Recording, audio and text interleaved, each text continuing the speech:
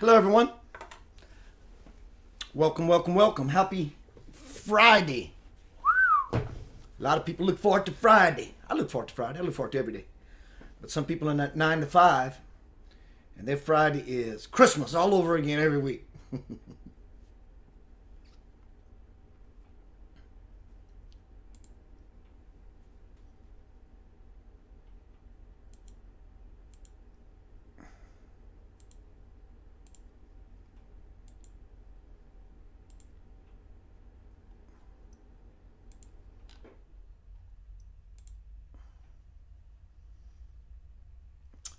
Don't know who's here. Please say hello.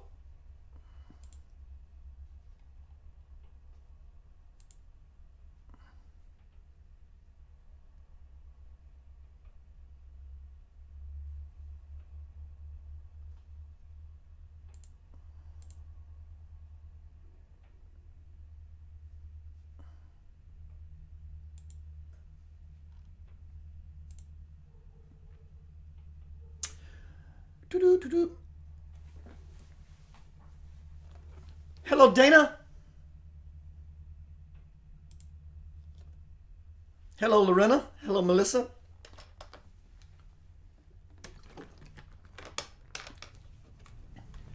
I am free. I am free to be me. You gotta be yourself, y'all. Be yourself. Like my little boy said, I interviewed my little boy the other day. And he said, when you find life is just a little hard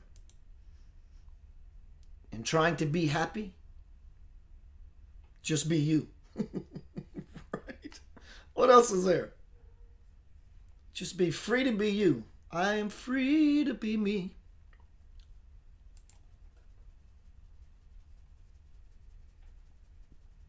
So I'll give it a little bit for some people to collect. Got a really cool broadcast. Per request of my marketing manager, director, Renee Brown, said I want to do a live feed tonight. She said, and I said, throw me a topic. She said, how about something to the effect of not letting people, what they think about you, bother you? And I thought, she basically said, how about something to the effect of, I don't give a rat's ass, which I loved. But I changed it to, what other people think of you is none of your business. Very, very simple but powerful statement.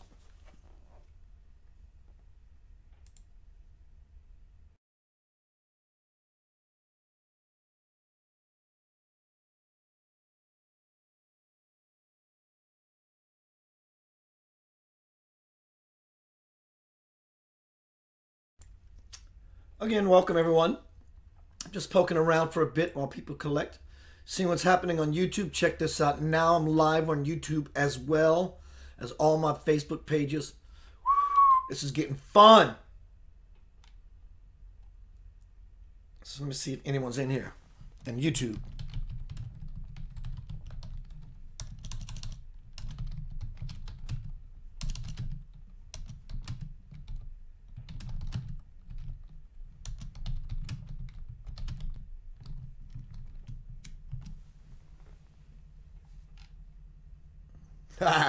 It worked.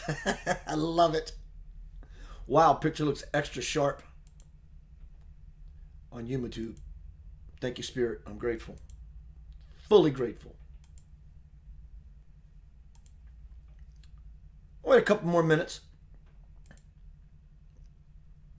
Kenneth Day, what's up, brother? We're going to talk about tonight what others think of you is none of your business, aka I'm free to be me.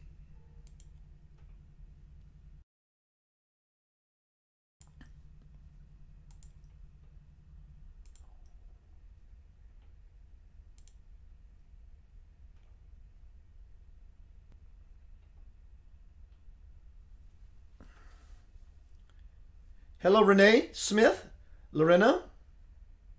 I so dig that, she says, Lorena. None of my business or concern what others' conclusions of me are. Hello, Tish. Is everything working okay? The video On my end, it's kind of starting and stopping. Hello, Renee Brown. Is everything smooth? Hello, Mr. Jim Gill. My father, ex-father, well, I don't want to say ex-father-in-law. My father-in-law. My grandson's grandpa. My son's grandpa. Everything's smooth on the video and the audio feed, everyone, because I'm pushing 3 search engines. Facebook twice and YouTube. So it's taking up a little bit of CPU speed. Everything seemed to be okay. Is it pausing at all? Smooth. Even. All right, y'all. I'm going to get down to some Center of Light Burst business.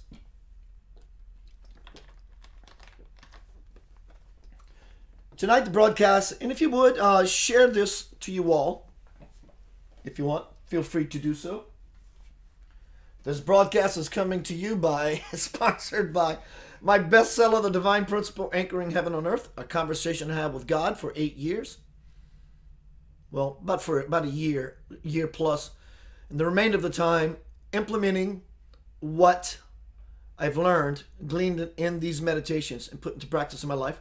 This is the soundtrack, Lavender Soul. And hopefully Lorena's going to be a part of the new album we're going to start writing soon. That lady can sing.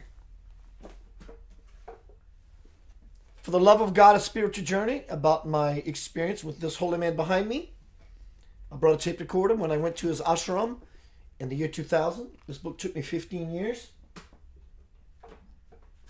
Eden Sky Wonders Why.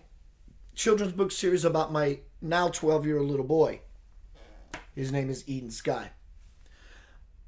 I want to grab some links, and I'm going to ask this one more time, only because on my end it's kind of choking. Are you seeing that at all? Say yes or no, please. Even if it did it once, say yes, I did see that, Keith, or no, I did not. It would help me greatly for future broadcasts.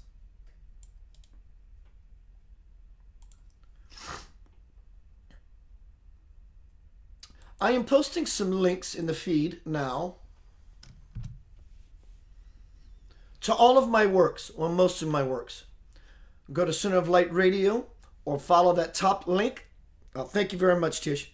Hello, Dorothy. Follow that top link. It'll take you to my RPM program, Recognize, Plugin, and Manifest Your Life. This is my entire life's work. 25 years is in this program. Everything I've expanded into and know to be concrete and solid. Click on that top link. It'll tell you what you get and what you'll create, and you get one-on-one sessions with me so we can help you move into the window of your best life. Not that your life is broken right now, but we all want greater degrees of peace, love, and bliss. Second link is to my creations page. It has all my books. Do What You Love, the movie, which is also in this group of links. It's the last one. Center of Light Radio / DWYL. But there's a bunch of links, and I would like it, please, if you go to youtube.com/Center of Light Radio. youtube.com/Center of Light Radio. That's in there as well. And subscribe to my page. Like any of the videos that you see. Leave me a comment and a thumbs up, that kind of thing. And also in this group of links is centeroflightradio.com/ And the Meek Shall Inherit the Earth, a movie about gaining new perspective of what's happening in the world, getting out of the fight, getting out of the negativity. Your support to me means a lot. Your just being here means a lot. But also, if you would, there's a notification button that says, let me know when Keith goes live. Click it. That way we can always hang out. And we can use these live feeds as an excuse just to come together. Tish says Rush.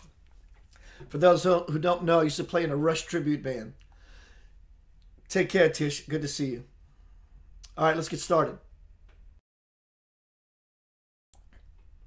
Let me check YouTube real quick just to see what's happening there. Ah, nice. All right.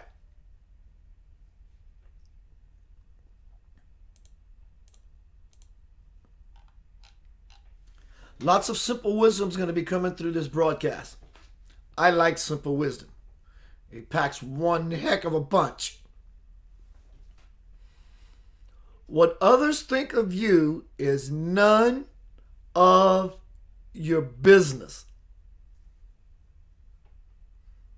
Say that to yourself and mean it.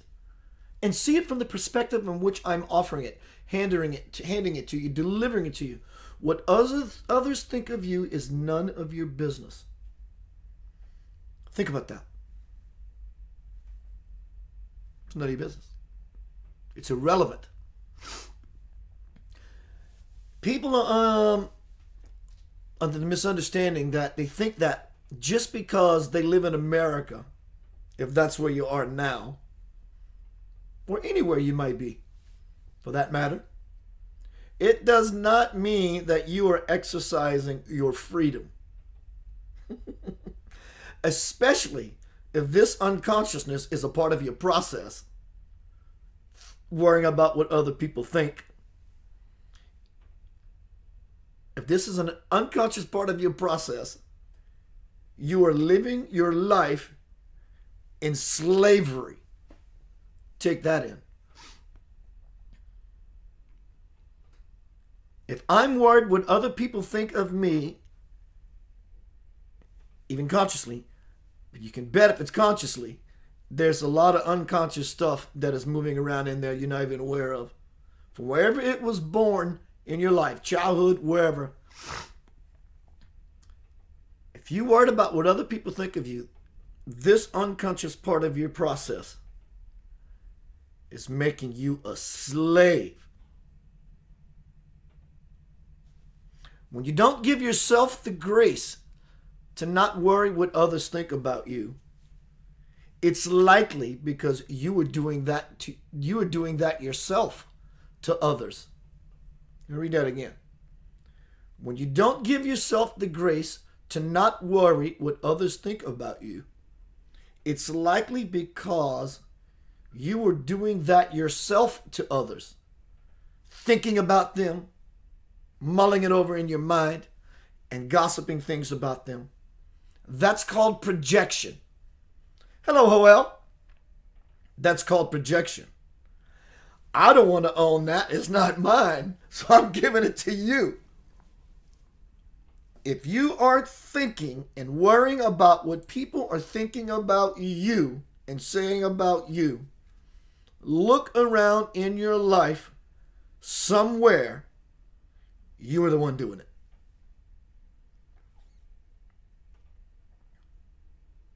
But Keith, I heard the other day that so-and-so. It's irrelevant. It's irrelevant. It's not important. How does that saying go? I am not what you think I am. You are what you think I am. Let me say that again. I am not what you think I am. You are what you think I am. That's called projection. Because I'm worried about what people are saying and thinking of me, when really it's just a reflection of our doing it ourselves. And we don't want to own it. So we toss it out there and we assign a role to someone and say, this belongs to you. And when you don't carry out my wishes, now I'm upset with you.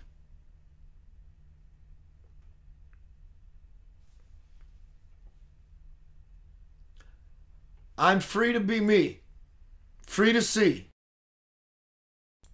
Let it be. It's called projection. Let me show you another couple of 3 examples, again, how this works.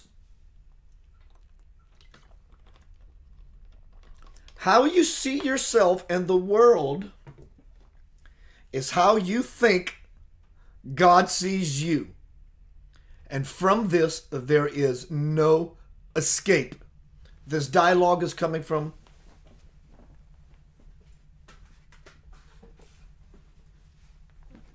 the divine principle. And the song lyric I sang, I'm free to be me, comes from Stormy singing on the Lavender Soul album.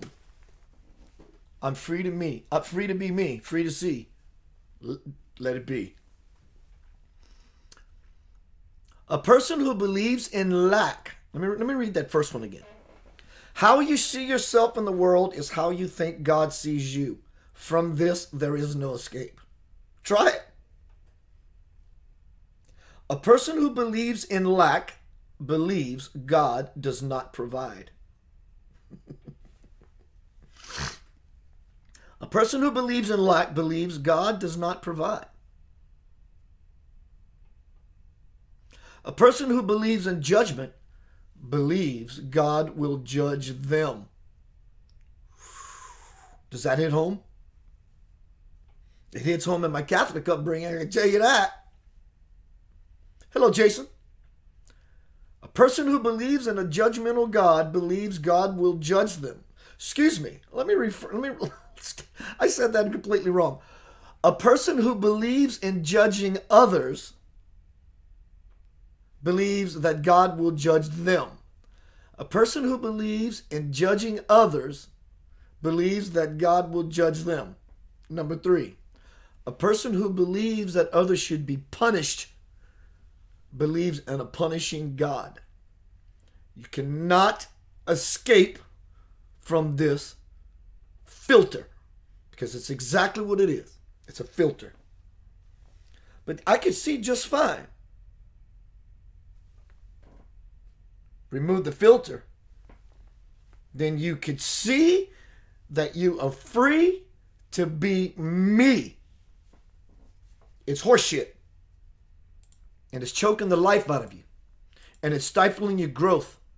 In fact, not only is it stifling your growth, it's stifling the very people that you're probably upset at because you heard or believe that they're thinking about you or talking about you.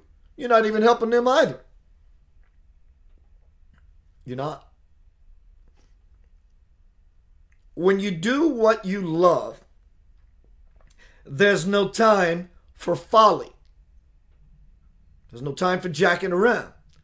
I don't have to do any of that stuff. I'm constantly in the environment within myself, and I'm pushing that outward to everyone else in a space of as much love as I can muster right then and there in that moment. When you do what you love, you're not worried what everyone else is thinking. In fact, when you do what you love, you know exactly what they're thinking. They're thinking, dear Lord, I wish I could be doing what I love like that person. That's what they're thinking. And in turn, now you motivate them by your expression, your example. The standards that you set in the life that you live becomes an example for everyone else without you doing anything except being free to be me.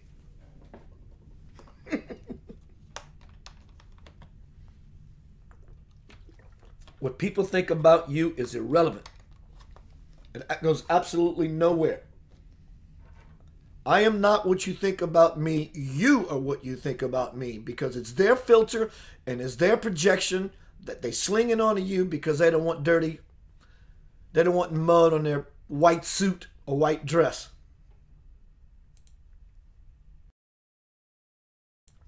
Well, it's just an insecurity I had since I was a child, because it doesn't matter where it spawned from or what dynamic within you is happening as to why you're living in this modality.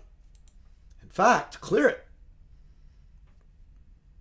Some people don't like going outside without makeup. Ladies, I get it. Don't attack me. Don't kick my ass. I get it. But look at it in a different way, in the real aspect of it.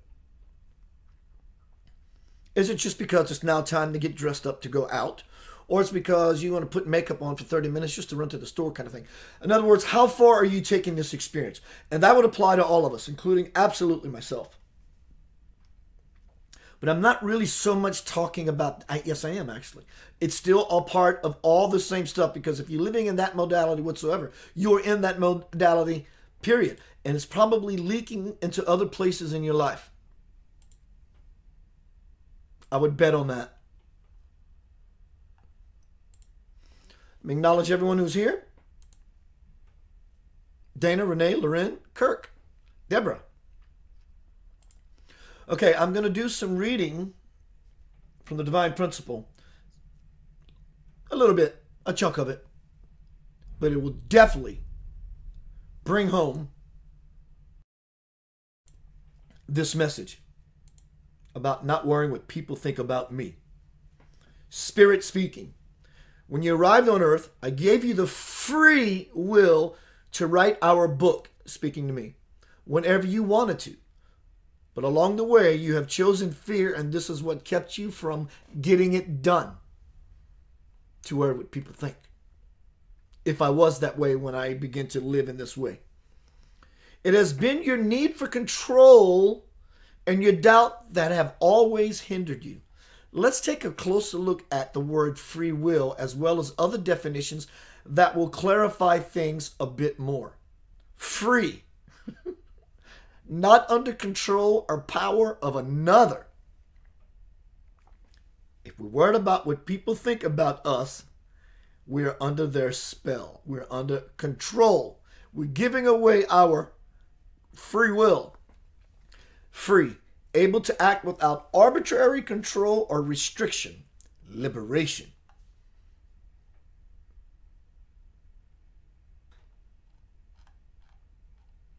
I'm going to skip a couple of definitions.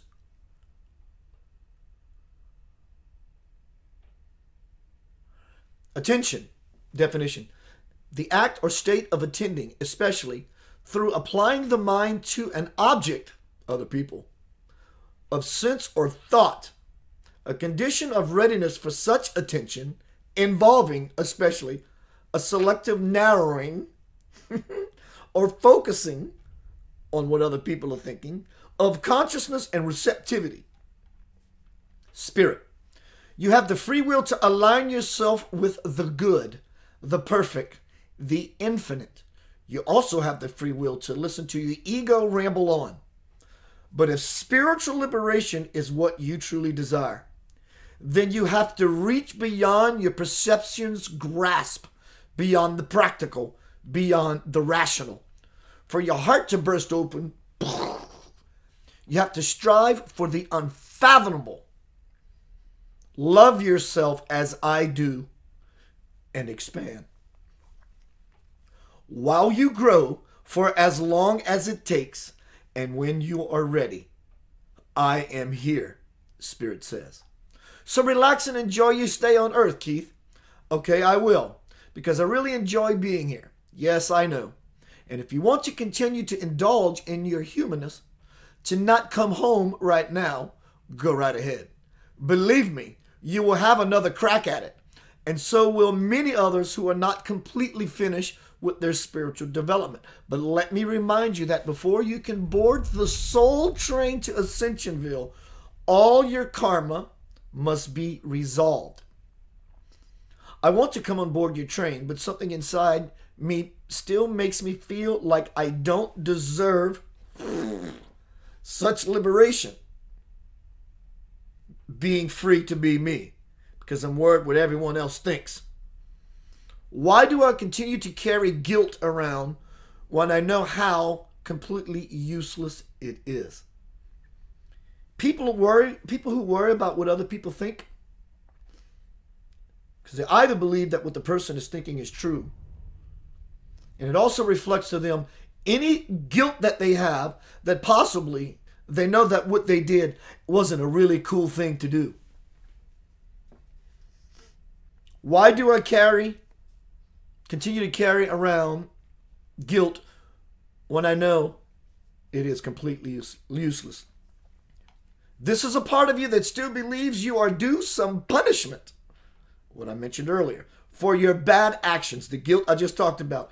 It is this that holds you back and makes you feel unworthy. When you feel this way, and I interrupt Spirit, I said, pardon me, I don't mean to interrupt, but sometimes it seems as if there are two entities fighting over me, the devil and angel kind of thing. What's so tough is that I don't know which one to listen to, because when I reflect on the things I've done, sometimes the guilt kicks in. Other times I say to myself that I will rise above it and do better. What can I do to be more consistent? As I was going to say before you stopped me, just keep on praying and meditating. But I do both every day. Do you pray and meditate about this ongoing struggle of yours? That was back when. I said, hardly ever. He goes, well, there you have it. Look, I absolutely know what it is like for you to live in duality, because I watch all of you as you make your choices and then have to deal with their consequences. I know it's not easy. But the truth is that these are your choices. You can live by Spirit's guidance or by human rationale. You can live in trust or live with anxiety and desperation. You can choose universal knowledge or planetary ignorance. You can invite peace and love into your heart, or you can hold anger and fear in your gut. Dear one, the duality that troubles you can end at any time, because you have already evolved enough to realize how much judging yourself, because that's exactly what you're doing when we're worried about what people think, because I'm judging myself because they're probably thinking this about me. It's self-judgment. Dear Lord, it's self-judgment in such a huge way. It's destroying the bliss that wants to so enter into your life. How much judging yourself the way that you sometimes do has blocked your path to wholeness. But it is not only you, Keith. Most of the world lives in this sort of judgment, constantly, unconsciously worrying about what other people think of them. This is called a great sleep. It's not a judgment on my part. This is a word to describe the dynamic of what's happening. I have my own aspects of myself that I do this. But it's not only you, Keith. Most of the world lives in judgment. I'm worried what people think, so I'm judging myself, and because I'm judging them, because I'm thinking things about them. It's all judgment.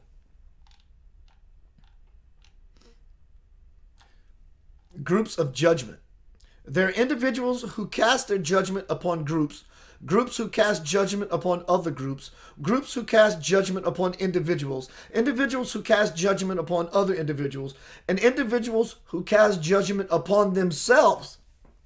In all of this judging, who is right? And I said, I wish I knew. Judging this and judging that. If I were a judgmental God, as many claim, I would judge you for judging and do away with all of you.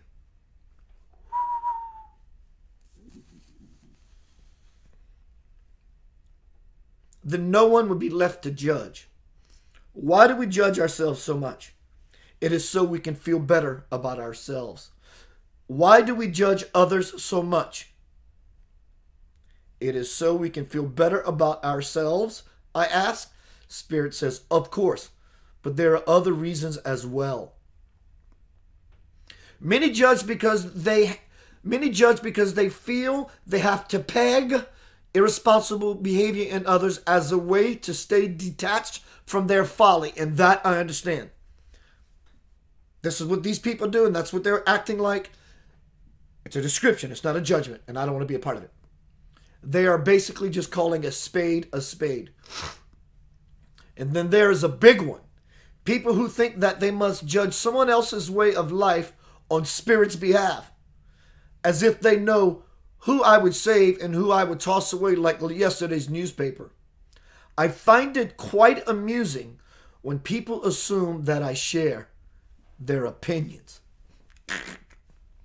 If I were to use right and wrong as my means of judgment, I could find many reasons to preserve some of the so-called bad and discard some of the so-called good among you. Indeed, I could find enough reasons to discard the physical universe altogether and start all over again. Just one tap on my delete button, and that would be that. But what would be the point of such a judgmental approach? And I ask, you're asking me? Yes, you. Why? Why not? But I thought that you were the one with all the answers. Another belief. Answers to what?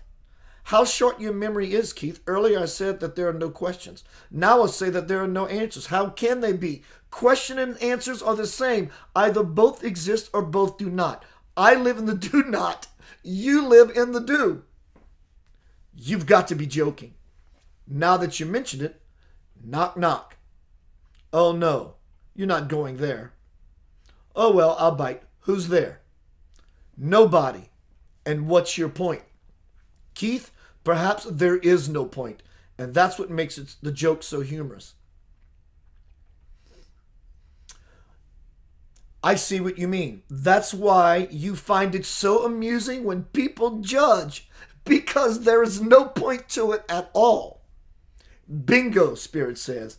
And you said you did not want to play my game with me. I see that you have gained some enlightenment from my attempt at humor. So now you understand that if there is no knock-knock, there can be no light bulb moment. And that is no joke. That is the point, to not take your life so seriously, to let go and have a good time, to laugh even when the joke is on you, Keith, like the one I am playing on you now. Only those who have no sense of humor have a hard time getting life's joke. That the meaning of life is the meaning that you give it. Get it? Oh, I got it. I think that I've been got.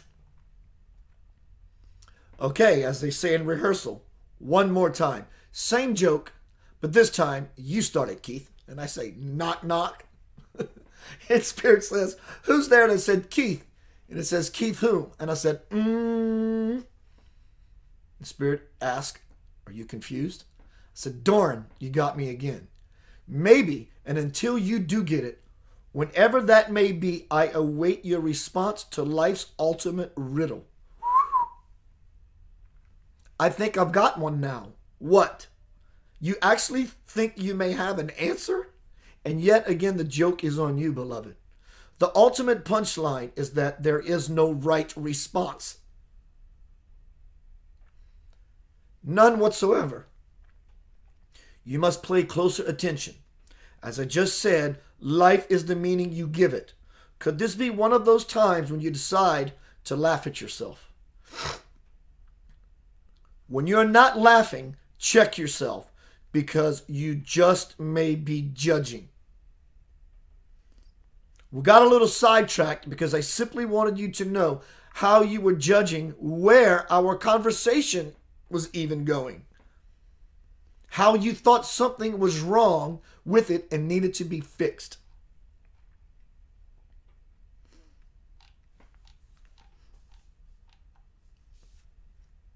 You have opened up a window for me again. So, have you ever used judgment? I have never seen a flaw in anything. That flaw that we think people are seeing about us, that self-judgment flaw. Spirit says, I have never seen a flaw in anything.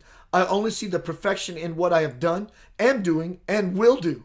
There is a fine line between judgment and creation. Those who dwell on the judgment side are seeing the world through their own imperfections, that filter, and are keeping themselves separate from all that is already perfect. I do not create then judge. I use judgment while I create, so that there is no need to use it later. I do it right the first time, even in my creation of you. Beloved, do you think I created you so that I could one day judge your behavior and thus judge you? Not anymore, I don't. Ah, but many do. That is what I meant about, if we believe in judging other people, we believe to some degrees, on some level, that God is judging. How could I ever grant you the freedom if I had to spend my time judging 7 billion plus of you? The process would be never ending, and I would be so stressed out that my spiritual breakdown would be inevitable, Spirit said. Sound familiar? And I say, it sure does. But as usual, I have another question. Is there such thing as Judgment Day? We're about to wrap up the reading segment. Yes, but it is not I who will be the judge. As I said before, it is you who have been and always will be the judge of yourself. When your human death happens, you can expect to be shown your whole life from beginning to end. The question is, how do you judge yourself now? And how will you judge yourself then? And is there really a difference between the two? I guess there isn't. Do you feel that you deserve love now, beloved? Will you accept it? Will you show yourself mercy?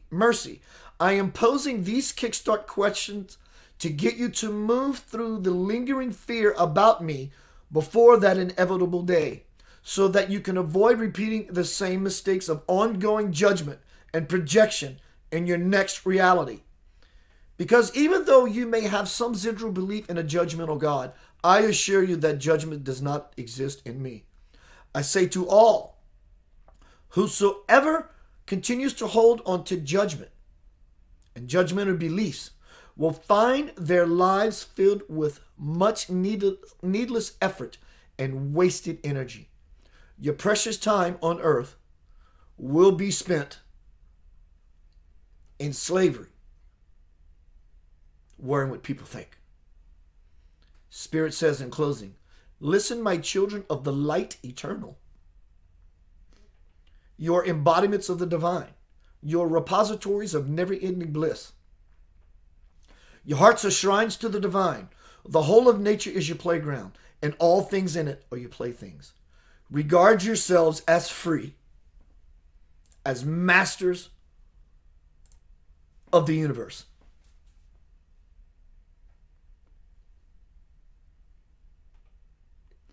Do we understand what we're doing to ourselves when we worry what people think about us? What others think about you is none of your business. Do you understand that? Now that someone like me brought it to your awareness, and you find yourself as the third person, an objective observer, just looking at this thing. Now you see how my telling John or Susie, even if we think it's cool and it's just talk because we want to share an idea about a friend, even if it paints them in a light, that is no different than trying to separate yourself from the experience of worried about what people think about you. They're exactly the same. It's the same energy with two different faces. It's called projection. I'm taking what I feel about me because I don't want to own it, and I'm going to sling this mud crap all over your white outfit. It's what it is. And it's stopping you from being happy. In fact, if you're that kind of person that gets dressed all the time, think about how much of your life you're missing out on because you're constantly worried about getting dressed all the time. You could be at this place you're longing to be at for even longer and in the bliss with the people you want to be with as to why you're going out and having that event. So this applies across the board to everything. Everything. I'm worried what people think because my hair's a mess. I'm worried what people think because I got a ketchup stain on my shirt. So I'm going to drive 30 minutes to the house and change my shirt. In fact, people might love the fact that you live so free, that you have kept ketchup on your shirt. They may even talk about you behind your back, but in a loving way, going, you saw that ketchup on their shirt, and they laugh. Really? Are we that freaking tight? Are we really constricting ourselves that way?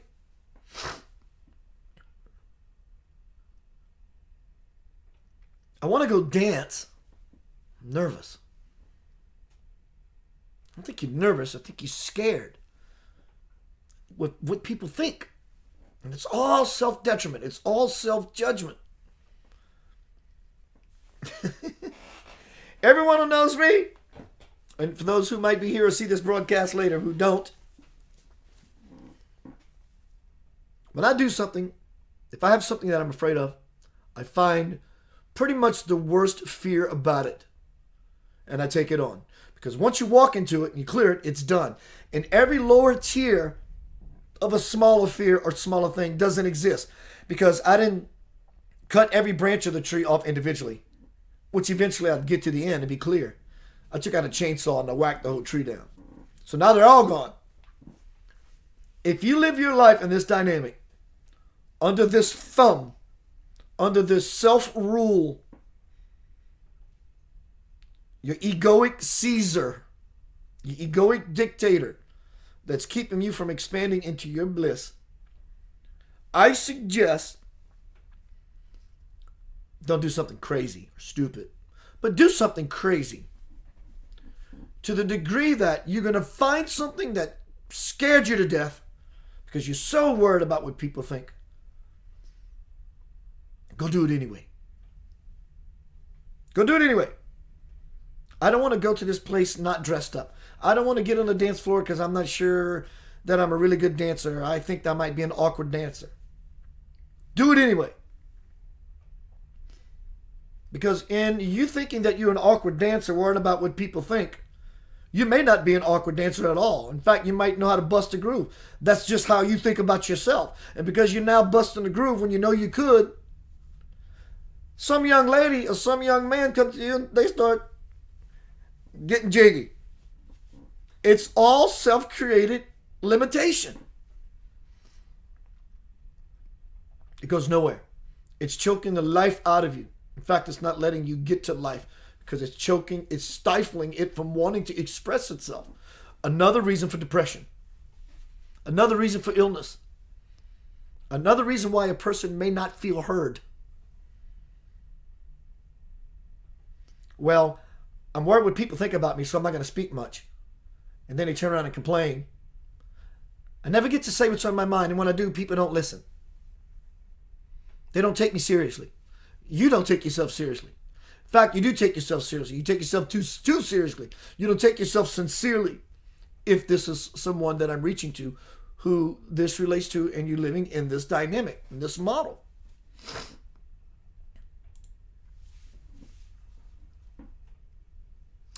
So everyone, thank you for being a part of this broadcast. This is where I'm going to take a Q&A. If anyone has anything you want to share that might support some of the points I've made, anything you want to ask, feel free to do that. I'm going to get me some water. Again, thank you very much and Happy New Year.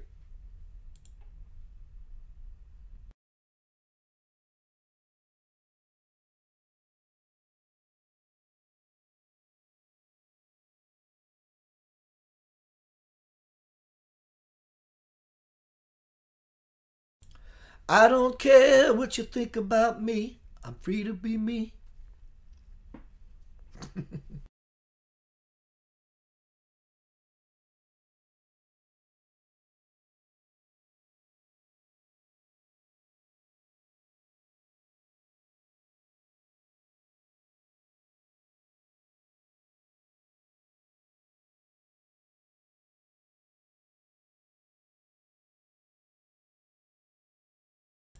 I don't know if I had my mic on mute when I sang that little song.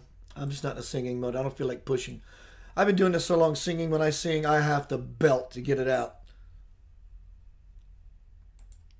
So again, I'm going to refresh and see who's here. Dana, Renee, Lorena. Lots of feminine energy. Love it. Let me do a refresh. Anyone have anything you want to bring forth? Anything you want to add? Any questions would be lovely. Hello, Janice. I don't know if you're still here. Janice says, it's all about people's behavior towards one another. Definitely not what they think of you or others. You bet on that, dear. Lorena says, when you do what you love, I think you're too busy being happy. Exactly. And you begin to lift others up rather than project all that negativity. That's the magic. We've learned? We done learned some difficulties.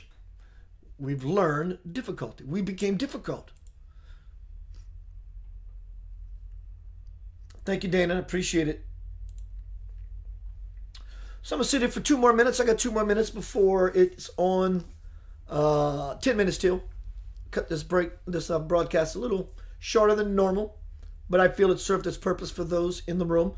Served its purpose for me. It felt good to hear me say that to me. It's like, I'm preaching to the choir, right? And for those in the future who's going to be watching this broadcast, let me see what might be happening on YouTube.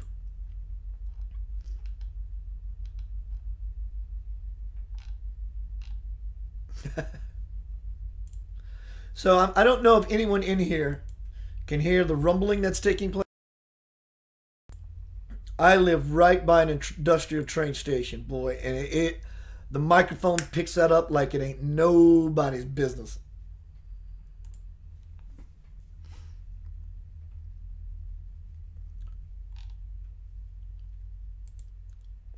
One final refresh.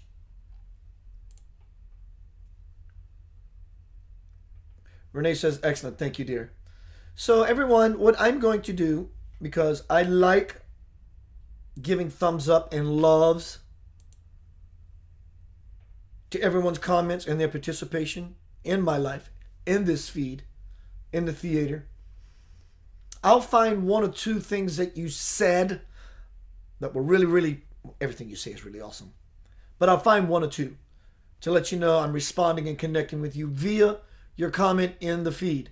I don't want to slam your box every time, your inbox with a notification box with like everything you said. Every time someone says hello, it just gets crazy. I will do that because I love it. I like to say, wow, that was so cool. But I'll just maybe do one or two to let you know I did connect with you and I've read everything that you brought forth. It's all appreciated. So let me refresh finally.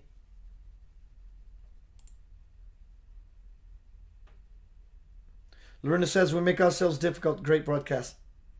Thank you, Lorena. I will be in touch with you. Bernard, I, and Angelo are soon going to start sitting down to write to get this thing going. I will be in touch with you. Stormy, dear Lord, this black lady is amazing. Oh, she has a smoky, voice. And I think, no, I'm absolutely sure, she's part of Lavender Soul. And I'm sure that you and her together, the hairs on my arm are standing up just thinking about it. So everyone, thank you very much. I appreciate you. I love you. I love you. I love you. Peace, love, and light.